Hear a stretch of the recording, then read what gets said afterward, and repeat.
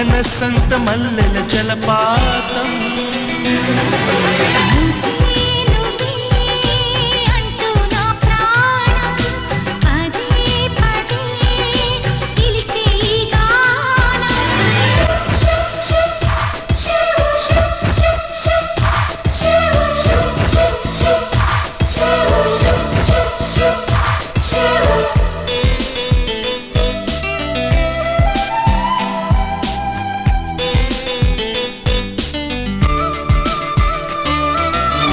తరుముకు వచ్చే